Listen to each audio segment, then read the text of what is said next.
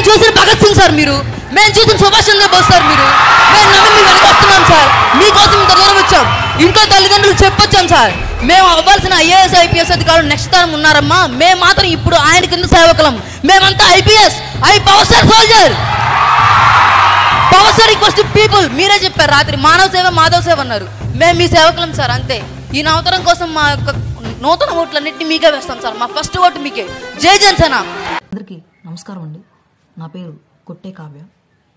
గత ప్రభుత్వంలో జరగని న్యాయం మన కూటమి ప్రభుత్వంలో జరుగుతుందని ఆశించి గత 8 నెలలుగా నేను ప్రభుత్వాధికారులు, పాలకులు, నాయకులు అందరి చుట్టూ తిరుగుతూ న్యాయం కోసం పోరాడుతూనే ఉన్నాను. చివరిగా అనుకున్నది సాధిస్తున్నాను అనుకునే సమయంలో ఇదిగో న్యాయం అని చూపించిన అధికారులు ఇంతలోనే దాని ముందు ఆ అనే మరొక అక్షరం ఉందని గుర్తు చేసి అన్యాయంగా ఈరోజు నా మీద అక్రమ కేసులు బనాయించి ఎఫ్ఐఆర్ పెట్టి నా జీవితాన్ని కూడా నాశనం చేసేందుకు ఇక్కడ కుట్రలు చేస్తున్నారు.